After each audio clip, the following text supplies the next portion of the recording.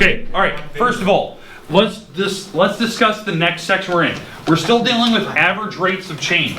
So the section we're in 2.2, that's the unit we're in. We're still in the average rate of change. And so the average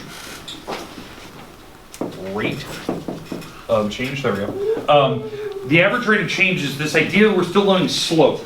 Now, I want to discuss what we're going to be doing with this. This is going to be a little bit different than doing differential quotient. What was that? No. Okay, hurry up. All right, so now, there's just a few problems I want to cover today, just to make sure you know like what we're going into. You get to see one of kind of every type of homework problem that you're going to eventually see next week when we get an assignment next week. Probably either Monday or Tuesday we'll get an assignment. It's going to be probably out of the book. I know we haven't done a book assignment for a while.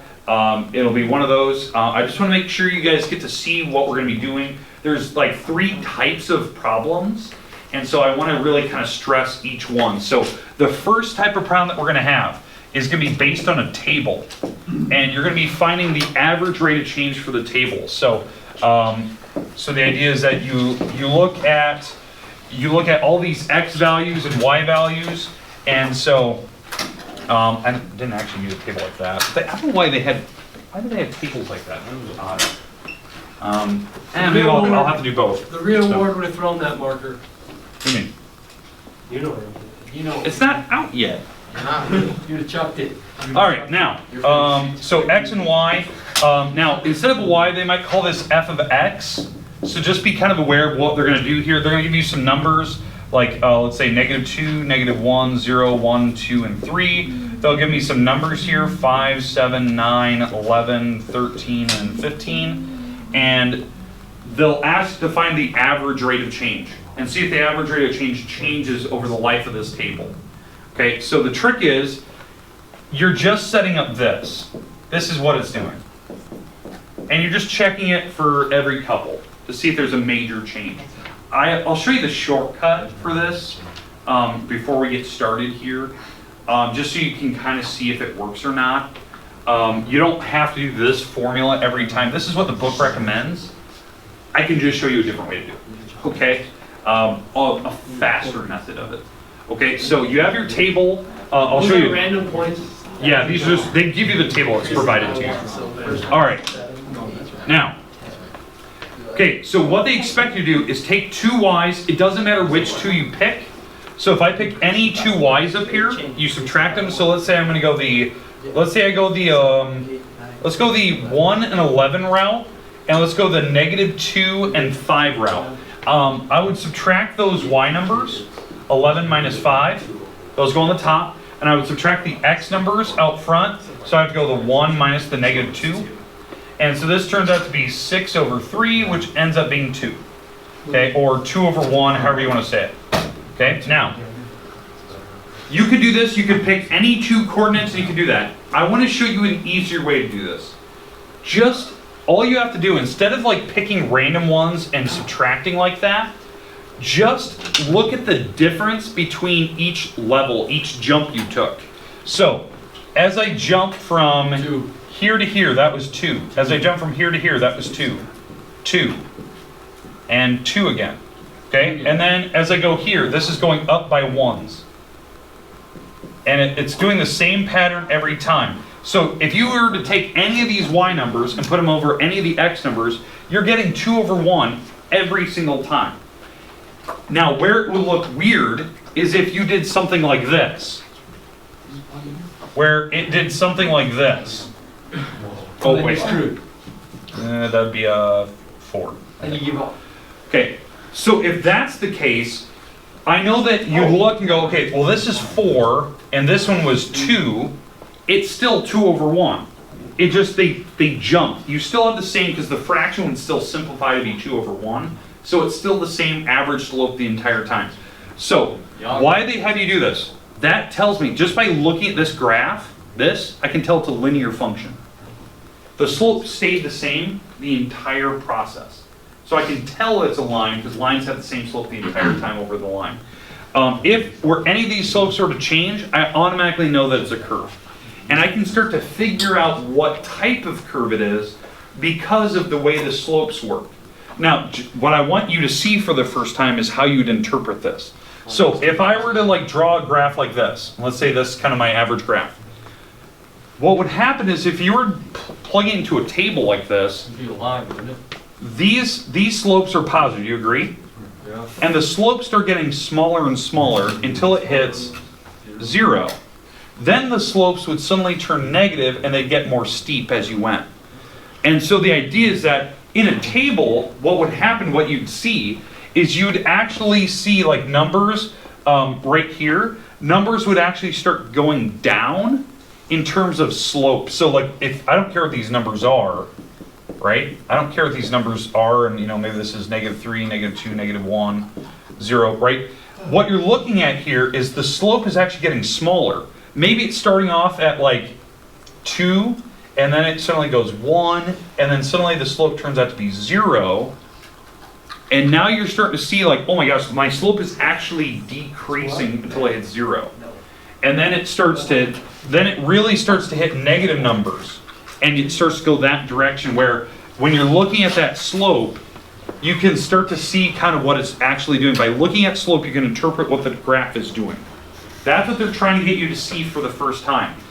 I honestly believe, like when you start this process, the starting point is the most challenging for people because you have to wrap your head around like, what am I even looking at?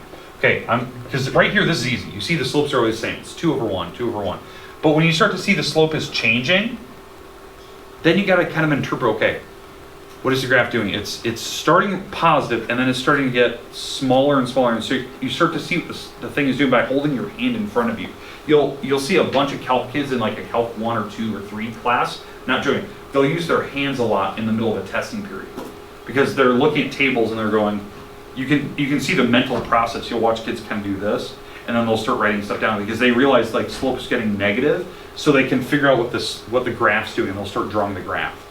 And it's just a weird thing. My professors in college always say like use your hands a lot when you're actually looking at tables and graphs to see kind of what's happening in the picture, because it's not just the coordinates that matter, it's the slopes that matter, because then you can start to interpret what the drawing's doing. I know that's a lot. Again, today's an intro day. We're going to do a bunch of these on Monday. Now, let's go to the second type of problem that I want you to understand. Let's see how my professor's gonna watch me use my hand. I'm gonna Okay. All right. So let's talk about the second type of problem. Okay, on this second one, they are going to give you a function. So they're going to give me a function and a couple x's to plug into it. So now they're going to give you something kind of weird. It'll be something like this. They'll give you a function, it could be anything. And then they're going to give me a couple x's to use. And they're gonna ask, what is your average rate of change over those x values? So, yeah, so what you do is you plug them in, right? You're gonna plug in the 3 and the 1 into that function to figure out what the f is. So when I plug in the 1 into that function, that's my first x, that's why I'm plugging 1 in. If I plug that in, this is what I would type in my calculator, right? I'd plug in the 1, I type it in. This will turn out to be 3 times, what is that, 2.7-ish kind of thing. And then you add 1 to it. So I'm looking at a number like 7-ish, 8-ish. 9. No, it turns out to be 9. Okay, that's fine. Oh, I guess, yeah, that makes sense. This is almost 3, isn't it? So it's almost 3 times 3, so it's almost 9. Okay, so what number are you getting? 9.1548. Okay, just stop there. All right, so when we plugged in 1, that's the number. This is my y number I got when I plugged in 1. Because I plugged in 1 into my function, the function they gave me, and it told me 9.1. Okay, fine. Now I'm going to do the same thing. I'll try to color code. 25-ish is what I'm going with. What was that? I'm going with 25-ish. Okay. I don't have the So we're going to plug in a 3 now. So 3e to the 3rd plus 1, because remember, I'm plugging my x's into the x spot. You're all So, a lot, Isaac. yeah, so e, this is 2.7, blah, blah, blah, all to the 3rd power. That number is like nearly 27. It's close. It's 20. And then you're going to take it times 3. Which you're up It at was 9. 27 times 3, you're up at like 60 to 70s range. 61. Okay? And then you're going to add 1, so what are we sitting at? 61.2. Somebody humor me and plug in a 9 instead of a 2.7. You see what happens. Okay, say it again. What? .2566. Okay, so that, again, that's my y number. Now, what we're doing is we're finding the average. So to find the average on this problem, you subtract the two y's in any order you want. Subtract those in any order you want. And then you subtract the x's on the bottom. Now, I obviously chose the 3 first because that one gave me the 61. And then the y, the x that gave me the 9.1 was the 1. So I plugged the y numbers on the top, the x numbers on the bottom, and this is what the problem was asking for. It was finding the average. You can type that in, give me a decimal of it, that's what they're gonna ask for. There's like 3 or 4 of those, and they give you really weird ones. Sometimes they give you like trig functions, sometimes they give you like these exponential growth problems, sometimes they give you linear problems so they're really easy. Whatever numbers they have, just plug them in, plug both x's in, figure out what your y numbers are, and then just do your normal slope formula, y minus y, x minus x kind of thing.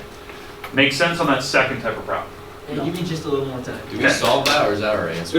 You type this in your calculator and figure out what 26. Yeah, it'll be a decimal or something. 26.05. Okay, let me know when you're ready. We only have one more type of problem, then we're done with it. Bring it on. All right, let's do it quick because I gotta be at physical therapy by 2:30. Okay. Is that okay? Okay. Okay, we'll be fine. Hustling. Are you ever in school for a full day? Alright. Trav, you good? Just do it over there. Do it over there. Okay. Okay, last problem that we have. Now they're gonna do this weird thing where they compare. So you're gonna do a little bit of a comparison. Okay, so we're gonna be comparing something on a graph. And so they're gonna ask, they're gonna give you some function here. So they'll, have some type of drawing, like that. And they're gonna ask you to compare two numbers on this graph and see which one is the bigger of the two numbers. So for instance, they wanna know, and this is new notation here. I need to erase that. That looks terrible. Right here, bro. Chuck it. Chuck it. No, it's fine, it's fine. It's not dead. Okay, no, I'm just need to erase. All right, okay, this is, okay. F